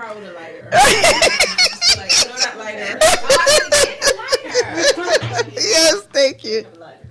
So for me, one of the ways, as you can see, I'm a poet, and also another way that I've chosen to deal with hurt is through writing about it. Because for me, because those relationships, hey, Kawanda Johnson, she said she found us. So I had to stop the show and celebrate her. I'm glad because we got a new one. Happy to see you, Kawanda. Yes, we're happy to see all of our viewers today. So, I went into myself and started relying on myself. And I think that's where a lot of men perceive that as that you're a strong, independent woman. Well, baby, I'm independent because there was nobody to take care of me. And if you are willing to step into that space, then what you got, what you're talking, let's see what kind of conversation we can have. But in the meantime, that's one thing that tends to put people off from us. So it's and we have to learn how to get the language to cope with that. So I know that some of us in this room have been hurt, have dealt with some challenging things, and how have you managed to cope with it, and what did it take for you to cope with it? I'll go first. Well, for me, I got married to a high school sweetheart, my first marriage, and it was a bad relationship. Probably should have never got married. Was told before walking down the aisle by my mama, you don't have to do this. We could just have a party. But I went on, should have listened to Millie, but went on and married him. Nevertheless, the marriage was bad. But for me, how I got healed is by talking about it. Sometimes we'll get hurt and we'll close off and try to, just put that dormant. But I felt by speaking about it, telling other women what I went through and how I got out of it, that was therapeutic for me. So by sharing my story and helping someone else, I think it was all worth me going through what I went through. Yes. That's where I find my peace too. That's how I cope, because I've had a lot. It's excessive. Yeah. And I know when I knew you at Abundant Life, now I'm going to tell you, when I met Keisha, our kids were little. And I had 3 little ones. And Omari and Jaquil were like same age. They were the same age, and they would love on each other. One minute they be fighting, and the next minute they hugging. And Jaquil was so protective. Yeah, I remember that. He still has that spirit. He still has that spirit. Yes, very, very. Even as a child, But I remember that about you, because being in the church, I didn't grow up in the church, and Keisha was the one that was one of the huggers. And she was always one of the one that would just, what you need? She'd snatch up, and I know you can probably tell, because she'd snatch up Omari. Yeah, I got him. Because Mom, I would just be, and give me that baby. And she just walking with, got all 4 of them, but that, I needed that, I needed that. So I don't know that I've ever said that to you. Thank you. Oh, for being in that space for me, because sometimes in churches, all of us don't always have a feeling of acceptance. Yeah. And it gets to be a little bit difficult. It compounds. If you've had a situation like me, I didn't have a good relationship with my mom. I was kind of silent, unheard, and not seen, and I kind of was just out there doing my own thing. Yeah. So that, and going into relationships and environment where people had those relationships was difficult for me. So having that in Yeah. me was really, I appreciate that. yes. Got me all teary-eyed. Give me some tissue. But you got it. Okay. So, and almost that just almost took me off track because I'm on the air and I'm like, oh wow, but this is it's another example as to why we need each other. Exactly. We need each other so what was much. the question again? I was going. I think she's talking about the ways that we heal. Yes, the ways that we heal. I think one of the themes that I keep hearing, and I think it needs to be mentioned. Sorry, I'm still getting over my flu, but one of the things that I hear is that we need to allow ourselves to acknowledge the ways that we've been hurt. Yeah. Because a lot of us, we don't want to acknowledge it, especially Black women, because we're painted as the strong one. Right. We're the one that just bears everything on our back. And sometimes we don't want to just sit in our pain sometimes and acknowledge it and say, this is what I went through. Yeah. This is a part of who I am. Now, how am I going to use this to strengthen myself and move forward? See, this is why I love her. So we have to come to that place of just accepting and acknowledging and don't quiet that voice down inside that says, I've been hurt and I've been struggling. Because I think for us growing up, a lot of us weren't told it's okay. I remember when I was growing up, I hated people to tell boys aren't supposed to cry. What do you mean? Crying is a human emotion. It's human. That's how we relieve stress. That's how we get rid of built up tension and hurt. And then that's how we heal. We have to cry before we can heal. You see what I'm saying? When you get cut, it hurts before it heals. You don't be like, you know what, I don't want to feel no pain. That's not realistic. Right. You have a C-section. You know before you have that C-section that once that baby is out, it's going to hurt. But you know it's going to heal eventually. Yes. And so being prepared to accept the pain, sit in the pain, and then move through it and then past it, I think that's the theme that I keep hearing. And so I wanted to point that out. Thank you. People, that we just need to be okay with our pain, and then we can move through it. And we have people that say, I don't have time. I don't have time. Yes, you do, because I'm going to tell you, as a person who has suffered through a mental breakdown, that is not the move.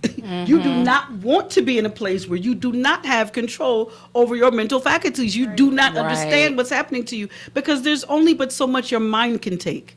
You know what I mean? There's only but so much your mind can take, and it can just be something as simple as it's a defense mechanism to keep you from being so overwhelmed. And what came up for me, I had to speak to that, what you said was so powerful about not quieting that voice. That's exactly, yesterday I was in such a stressed place. That's exactly what I attempted to do, was quiet the voice down, because I'm just programmed. I have to get this work done. I have to finish the show. I have to do this. Meanwhile, that voice was screaming. And it didn't want to be silenced. So I called my life coach. Okay, I'm not making it through this moment. I'm stuck. I cannot progress. And that's exactly the exercise she walked me through, of silencing myself in a place of meditation. My mind was telling me that I was irritated because I'm used to, it's the mantra. Okay, you have to adjust yourself. I'm always paying attention to what I'm doing wrong because of my past experiences. Well, when I sat down and she directed me to not listen with my mind, listen with my body. Where did I feel it? When I did that, my body I didn't feel irritable in my body. You know, if I'm irritable, I'm tense. My jaws are clenched. I didn't feel that. What I felt was despair. That's two totally stark, different feelings that I became aware of because I sat down and acknowledged the pain and dealt with it. And that was a little challenging, but that's sometimes what we have to do. Mika, you sound like you look like you went somewhere during this conversation. No, I'm just listening. Did that bring up anything with you? Did that resonate with you How I at all? handle, let me answer the question that you asked, how I handle. I had to realize that it's okay. You said that. You said it's okay. I don't have to be perfect. I don't have to do it or do the right thing or say the right thing. I just need to be okay with myself. And when I learned to be okay with me, everybody else's opinion of me didn't matter anymore. So that's excellent that you say that, because a lot of people think it has to look like her way or her way or her way, and it actually doesn't. Right. You got to do it your way. Yep. Right. Because your way is what's authentic to you. Exactly. Right? That's what makes you your whole brand. Your site says Mika Nicole. It don't say nobody else. And that's the reason why I labeled everything that I do Mika Nicole. Because I'm finally able to be okay with being Mika Nicole. I changed my name when I was in grammar school after I was raped. I changed my name because I didn't want to be me. So I started calling myself other names. I told my teacher all the way up to high school until the day I graduated, they would call me Tomasia because I changed my name. And one day the teacher called my home. My mother said, "Who is Tomasia?" Her name is Tamika. And so when I walked across the stage, Your mother did not know this? they didn't know. When I walked across the stage and they said, Tamika, I looked at her. She said, "Your mama told me." She said, "Your mama told me." And I said, "Oh, wow." But I didn't realize that was a way I was hiding from being me. So now I'm able to be everything. My face is my brand because I'm finally able to accept myself. Pretty face. I was just gonna say Yes, gorgeous. Thank you. Yeah, it took me a minute to just be okay with being Mika Nicole. That's my whole name, Mika Nicole McMurtry. But yeah, Isn't that something? Well, I don't know about y'all, but I'm feeling all warm and fuzzy, and good and healed and loved on. I'm telling you. Well, listen, I don't know if this is any other time because we don't have that much time. But before we get out of here, I want to hear that song "Black Love." Yes. So we're gonna go ahead and go to break, and we're gonna go ahead and throw that on, and let's make sure we play it in the studio so we can hear it. Through the speakers, and we get that black love going on. Black love. Black love. Thank you for the opportunity. One thing that gives us comfort is knowing that someone is there when you need them. Well, at Pleasant Hills Insurance, that's our promise to our clients. Call 770-910-7460 today or visit our website at pleasanthillsinsurance.com for your free, no obligations quote on retirement and life insurance. Many of the large agencies have turned their back on the retired workforce. At Pleasant Hills Insurance, if others can't qualify you, very often we can. Pleasant Hills Insurance proudly provides options for preconditions. So call 770-910-7460 or visit pleasanthillsinsurance.com today for your free, no obligations quote on retirement and life insurance. Pleasant Hills Insurance, we're here when you need us. What's up, y'all? This is Most High, and you're listening to the Dynamics of Dialogue on IBNX Radio Network. You're dynamic, your dialogue.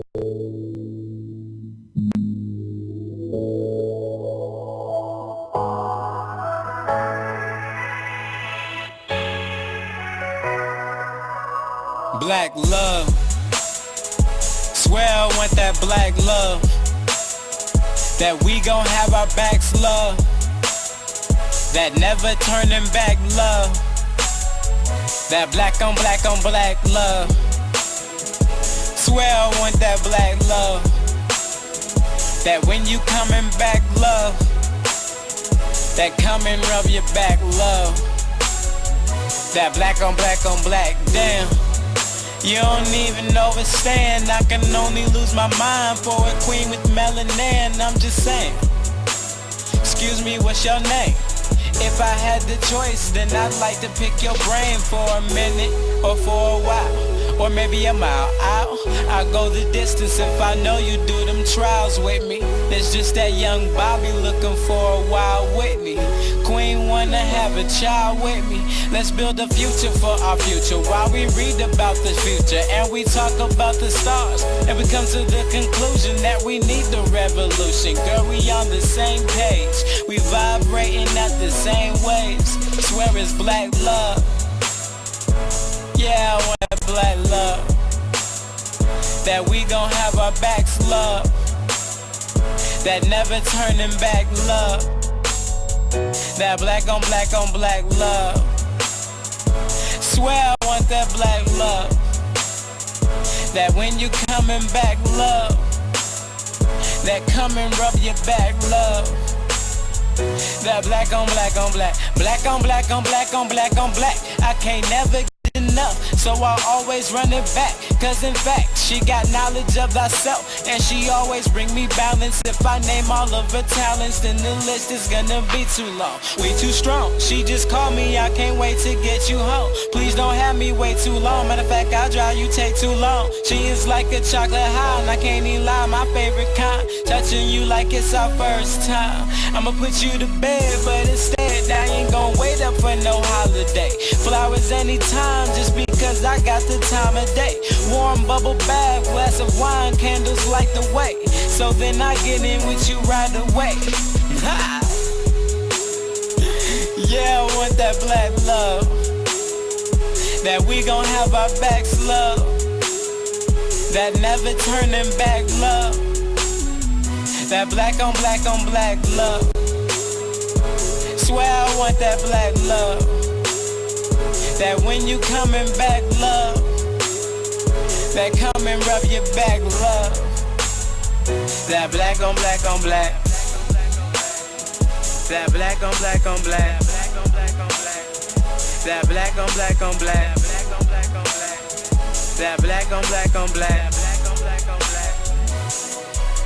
black love.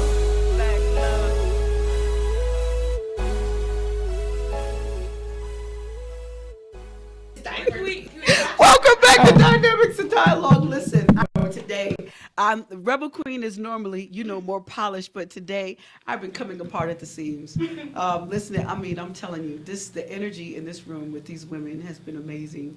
I fought back tears the whole show, and they finally succumbed. I succumbed to it during the last break, because Mika Nicole and Keisha Perry broke out the hug. That was it. It was all over. So, I am so incredibly grateful that you all have come in the studio today. So just as a wrap up, let's just talk about how do you think, your thoughts and ideas about being a woman has affected your relationships in general, male and female, like you talked about earlier, Tony, with your husband, with other women, even in yours relationship, because, I would imagine, I've never been in a same-sex relationship, but I would imagine there's a dynamic that's different because you're the same sex. So it doesn't matter what, they're just going to deal with some things. Like, I know, I can only deal with my girlfriends, but after a while, I'm going to need you to go home, girl. I'm like, I love you, but I'm going to need you to go in the other room because,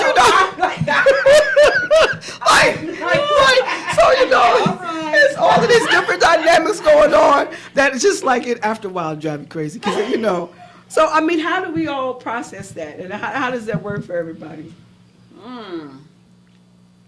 Good question. Well, as far as relationships, especially with men, I've noticed that I'm real hard. I'm really, really hard. But I had to realize that I need to take gender out of it and realize that I'm just a dominant personality. So I'm open, I'm free as a bird right now. If it's a woman and or man, if they have that personality that matches mine, I'm going for it. I just want to be organically in love. And that doesn't mean a gender at this point. So, I'm just doing me. And it took me to see what my mother went through and the abuse that she went through and how men treated her. And I saw myself going into that same thing. I allowed men to abuse me and mistreat me and stuff like that. And I'm like, okay, yeah, I'm done. At this point, I just want to really just meet somebody who loves me and they connect my heart.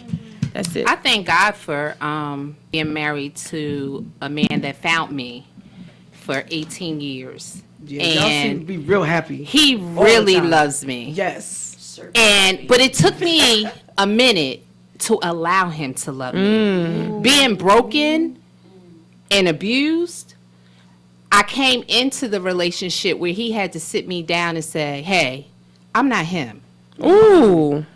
And once he told me that, I was able to receive it and let him love me. Because it seems like he creates space for you. He does. To do that, right? And I just get that from He really does. He creates that space for you to have your happiness. Man, I love that man. Yes, you. Come on. That's beautiful. Right. I love him. That's right. That's right. That's what I'm talking about. Girl, find me one too. He's coming. I think for us, the biggest thing was because our paths are so different. We both had things that hurt us or things that broke us down with completely different, like for her, for example, when I met her, she used to say she didn't have a wall up, and I was like, girl, that's a Great Wall of China. What you talking about? She was the whole, oh, everything's good, I'm perfect, I'm fine, nothing bothers me, nothing affects me. It don't. And I was like, yeah, chisel, chisel, chisel. And as I started to chisel through, I was like, you talking about this massive wall right here? But the way that, because we've been together for 10 years. That's beautiful. But the dynamic of our relationship is that friendship. And so that's the thing, we've been friends, and those hardcore get down and dirty, we can dig up all the ugly friends. We're gonna communicate friends, but at the end of the day, we're still gonna be friends. Yeah. Type situation. And so, because that's always the most important thing, the building up of the soul and the spirit, I think that is something that I have developed. I don't know if I learned that, because I didn't watch that. Like, for example, with my mom, her and my dad's relationship wasn't like that. They weren't like the kind of friends that would hang out and talk and communicate. He was the husband, and he did his own thing, and she was the wife. You know, and I think that I'm the opposite. A lot of people say that they would look at something and say, this influences the way that I am. I look at something and say, I don't like that. I don't want to be like that. And so I work hard to go in the other direction. So for me, I always said, you know what, whenever I have friendships or relationships, I want them to be genuine.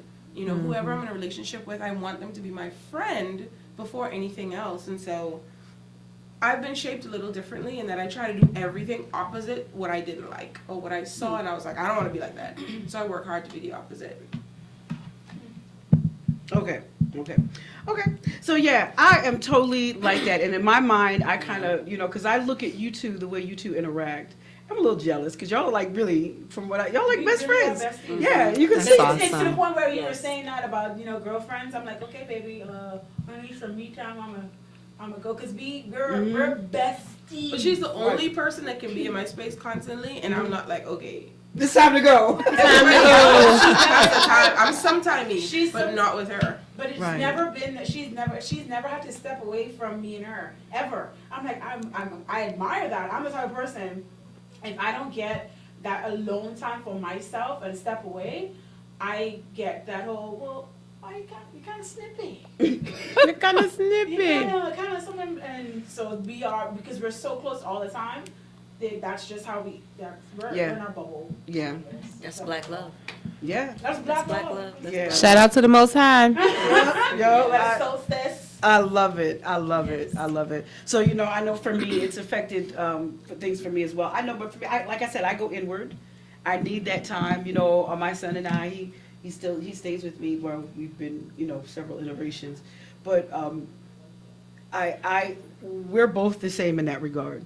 So we could be in the house all day, and nobody's mad, but he's just in his world, getting his. That's how we recharge our battery, and I'm in my world recharging my battery. Because for me, I'm one of those people. I think I fall in that misunderstood category because my experiences. People think, like, you know, how you talked about having those experiences at a very young age. It shapes kind of who you are, how you interact with people, and it gets to be too hard to explain, and it's easier to just.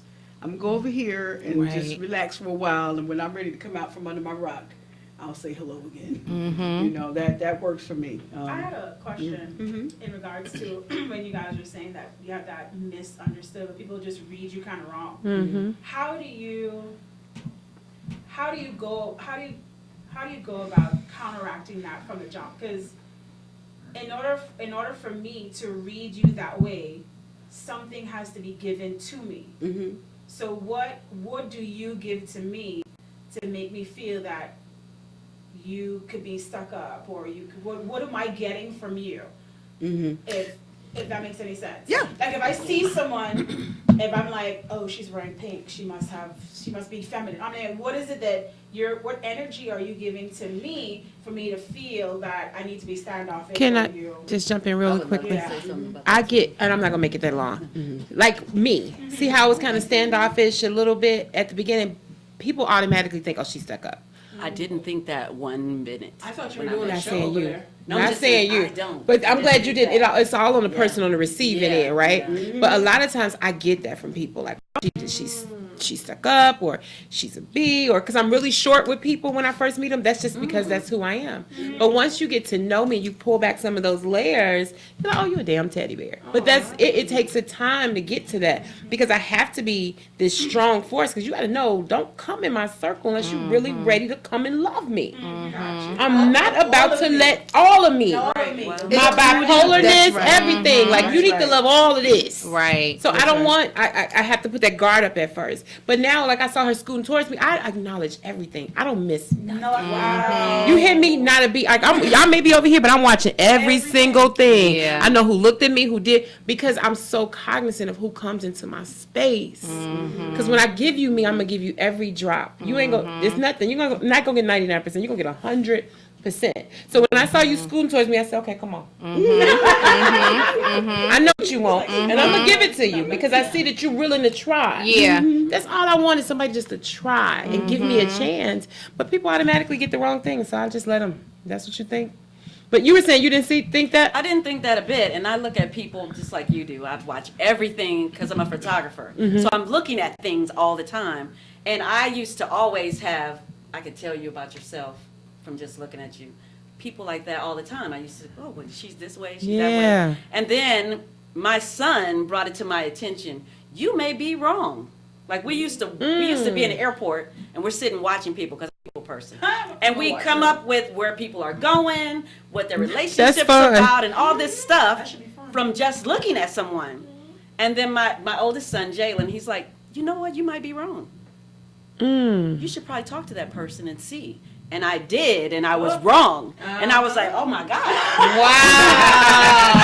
I was wrong. And that's why I always tell him he's the better part of me. He's the better part of me. Because I have all these things, oh, they're this and they're that. But then I went back down to bottom because But I was you like, allowed so yourself to be humbled in that moment. Yes, That's so different. now I'm Some just- people don't humble yeah. themselves. So now as a person, I'm just wide open. Right. So I've always been wide open, but I'm like even more wide open. That's good. That's good. Instead of like, think a little bit about you from That's just what looking I do. because I'm wrong. If I'm somebody gonna be tells me wrong. a situation, sometimes growing up I thought it was a curse, but I understand. I appreciate that's how I am. If you come to me with a situation, I'm gonna hear your situation. However, your situation involved a completely other person. Right. So those two things is like we could be wrong, we could be misunderstood, but what's the other side? Oh, okay, we was wrong. Yes. We were wrong. Let's Yes. let's humble ourselves and I appreciate that. Yeah. That's For me, it tends to show up in, I'll say the most basic is my facial expressions. People will look at my facial expressions and be like, well, dang, you looked at me funny. Ain't nobody looking at you. I didn't even see I got you. so A lot of much people are going like on. that, yeah. I mean, Yes. I'm just going to keep it all the way real. I could Yes. have, I swear to you, I could have like 10 different thoughts going on in my head at the same time. And I'm not paying attention. I may have looked right at you and didn't see you because I'm in here. Right. And my gauge to them is, did I answer you? And see, my facial expressions show everything I'm Yes. thinking. Yes. Like everything. Whatever emotion, like whatever. You could know by my facial expression. Yes, you will know. I tried. I don't know how I made it through Pledge It. I really don't. I don't know how I made it. 'Cause I mean, my facial expressions be all the way like, I'll just be looking horrified and disgusted. Yeah. So you all be in tune with people's energies? Yes. I'm a very energy I person. think I am to an extent too much. I start to overthink it because if I see you in the corner over there, my mind is going. I was like, I was like, oh, she has a show over there. She kind of looks upset a little bit. Did she have a rough day today? Trying to break it down. Right. Let me, because she could be looking Let at me like, why see, you right. Let me show a more friendlier demeanor. And that's why I do that with sometimes it's overwhelming, but I do that with everyone all the time. Because I try to be cognizant of who's around me and how I am to them and what they receive me as and what I get from them. Because I only want to get positive. Right. But at the same time, not everyone, like you said, everyone has a story. Exactly. So if I go to jump with that first feeling, that's not me trying to be, because even though I don't See, know you, you are still a human. Yes. So Right. I'm like, I may not have nothing vested in you like time and relationship, but I have human connection with you. So why are you treating me this way? Why are you talking this way? Why are you? I know you had a blue skirt, and I bought you a pink one, but why? You probably had a bad day. I don't know what you went through. So that's what I do all the time, though. It's all the time. And sometimes it can be like. Sometimes she's like, "Are you ever on my side?" I'm like, "Yes, like I'm on your side, honey, but we don't know what that person's." You know, That's why we have to show sister love. You just want to be in your feeling, and you're like, "This person said this, and this person did this," and she was like, "Yeah, baby, but what else did they say? You know, how did they look? What was their facial expression? Right?" And she's like, "I'm in my feelings. Let me have my feelings. Right, just for a little bit." I was sitting over here, like how you said you didn't get that. I was like, Yeah. I was like, she was doing her thing, and then at one point you didn't look as confident in something, and I was like, okay, but she's probably upset because I'm staring at her, but I'm staring at her because I'm like, I like her hair, and I was like, the next time she looks over, let me just have a little. You are going through over here to figure you out. I was like, don't be weird. Well, I'm gonna just let you know that I just have elevator music all the time. Don't look at my facial expression because I am thinking about nothing. Like, baby, did you see what she did? What? Nope, I'm like, I'm not observant. I don't pay attention. Back in the chair. Don't believe that. I'm not deep at all. I think a lot of black women, I call it the angry black woman look. Yes. It's just my face. It's just, but That's just it's not pretty, and we're beautiful. But it's that angry black woman look that It's you the walking resting around. face. Yeah, It's it's that the resting. Well, what you know, is for me, that's wrong? my thinking face. It's not good. It's my thinking face. And Think I'll be happy. so- right. Think happy happy thoughts. thoughts. Yes, think happy My thoughts. happy face is kind of scary, but I realize because by nature, for some reason, like I said, people are only going to stereotype you based on what they know or what Right. they've seen. So for us, we always have, everybody has that. My baby, when she's walking, they be like, "Oh, your baby could What's be the an officer." matter? Yeah, And I'm they like, come in "Huh? like a police. I'm She's like, a what? kook. I was thinking about soup. They're with Seriously. me. They're like, "Why your wife seems so that I get stuck up?" I'm like, "Me, I can't hurt her." And I was like, you know what? That's my face. That's what I'm giving you. That ain't no what in his head, but that's what I'm giving you. So I need to put forth more effort to give you something else. Right. I can't expect you. Right. I'm only giving. You're only taking what I give you. That's Right. what I was saying. If that's what I'm giving you, let me do my best to change it a little bit and be more of a. Have more of a positive demeanor. Even though I'm a rough day, I don't want to give you because that's not what it is. That's what you're perceiving based on what I'm giving you. But you know, the challenge with that is understanding. Here's where it gets to be tiresome for me, because I'm a person that's dealing with actually 2 mental health diagnoses, right? So and they're challenging. They are challenging. So I stay cognizant of that, so that I can not be a toxic person in the lives of my friends and family members, and trying to be a certain way that appeals to individuals is a lot. Yeah, and so it's not maintainable. It's not sustainable. It's not. Yeah. So the best that I can do is maintain, my authenticity. Right. And then when someone I would expect, again, and my golden rule for me is, I'm not going to, especially if I don't know you, I'm not going to hold you accountable for something I haven't told you about. If you've done something to offend me, I'm going to vocalize it. And then that's the opportunity to fix it, right? So if there's something that I have that's a way of being, then rather passing judgment, it's a lot easier to ask me, because I'm like really not trying to be good for you today and you tomorrow. That's exhausting. It's exhausting. But I think you have to meet people where they are instead of trying to change people. Right. You know what I mean? Because I'm not trying to change you. Right. I'm meeting you where you are. You get what I'm saying? Right. Especially if I found you the way you are and I like you that way. Why Exactly. am I trying to change you? And like how we discussed earlier, like you said earlier, it just may be that person has Right. something. They could have a lot going on. But Exactly. you just need to check in with them because maybe they're not okay. Right. And maybe people need to stop being so sensitive, and people need to get rid of that term "angry black women." I hate that term so much. Let's kill it today. Let's kill it today. Why is it that other people can walk around being angry, dead. but when a black woman feels something, they're the angry black woman. Yeah. They feel just like everybody else. We can have a bad day. Yeah. Wait, y'all, like the We male just energy stumped in it the down. room, like We they got killed it. scared back there. We stumped it down. We stumped it down. I'm just saying, people, please kill that term. Stop saying that. I hate that term. Yes. Please. Because nobody runs around saying the angry black man. Right. You know, Or the angry any other woman. And that just means we powerful. We just powerful. Let's scared. And Let's at the scared. end I of don't the like day, it. at the And end power is not angry black woman. Thank you. Right. Two totally different things. And at the end of the day, do we have a reason to be angry? Probably so. Yeah. Lots of But us. then a lot of people have reasons to be angry. Yes, you Should know- we be allowed to be angry? It's a regular human Please. expression.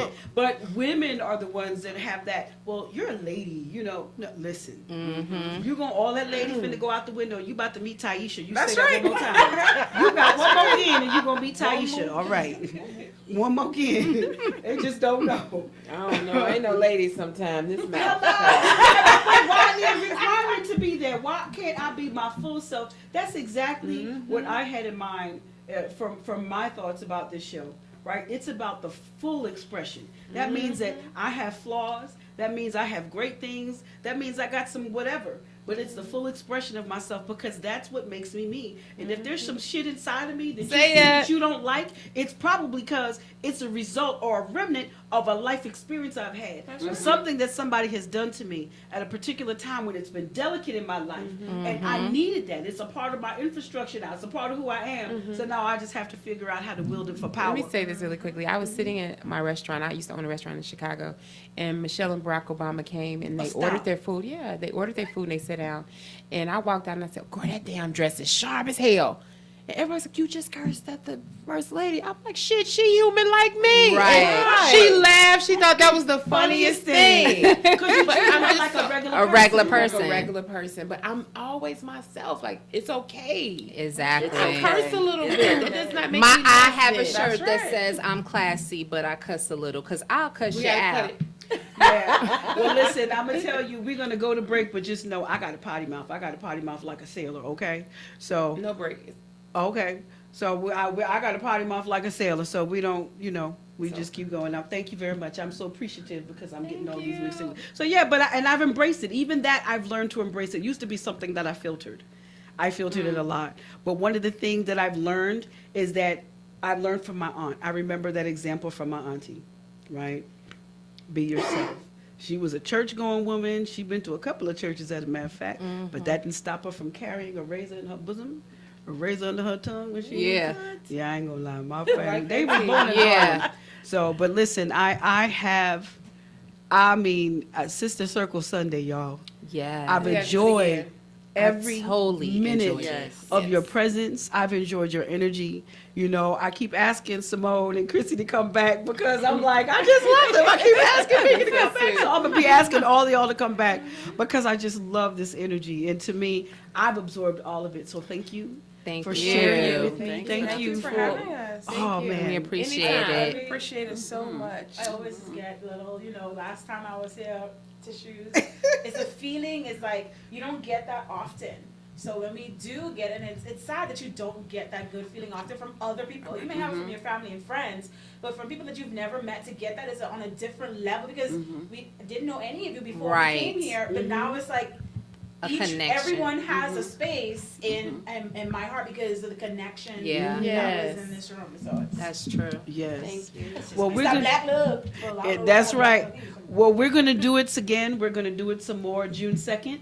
I know I'll be in attendance. I'm coming to Mika's play. Yay. That's May. That's May, right? May 19th. I got May 19th I'm and sorry, 20th May and June 19th, 2nd and June 3rd. 2nd and- I got 2 seconds. Oh, right. May 19th, and you're June 2nd and 3rd. So you're June 2nd and 3rd, and you're June 2nd. June 2nd. Right. All these dates in the room. So I'm gonna need everybody to send me flyers. But I want to know about the flyers. Everybody send y'all flyers to official DFD. I don't Yes. mean everybody on the air. I'm talking to everybody in the studio. Send She your said, send your flyer. to official DFD at gmail.com because we want to get that so we can share that. Definitely. The great work that you're doing. And again, I'm so thank you, Tony. It was the first time I met you. Thank you. But I just love all of your spirits in here today. Thank you. Join us next week. We're going to be back. Oh, wait, before I go, everybody, I need you to give out your social media handles. Okay, you can reach me at Mika Nicole Show on everything. Periscope, Instagram, Facebook, whatever you go, Mika Nicole Show. MICANICOLESHOW. Alrighty. And Beautiful Ones on everything, Facebook, Instagram, email, beautifulones@gmail.com. And beautifulones.net. And you website. said you're a photographer also? I am. T Jackson Photography at yahoo.com. Okay. Alrighty. All right, and you can follow us on Open Door Convos. All the social media handles are the same. That's Open Door Convos on each social media platform. And you can go ahead and follow Creative Motifs. That's creativemotifs.com. Creative Motifs on Instagram and Facebook, and it's creative within 8, the number 8. You can follow me, Rebel Queen. I'm Rebel Queen everywhere. And Instagram, Facebook, Twitter. Same thing with Dynamics of Dialogue. We're official DFD. So follow us and tune in. Subscribe to IBNX's YouTube channel. Go to YouTube and just search for IBNX. That's all you got to do. Hit the subscribe button. Follow us every week. We'll be back next Sunday, 1 to 3, with more Dynamics of Dialogue. Why don't you get some? Yeah.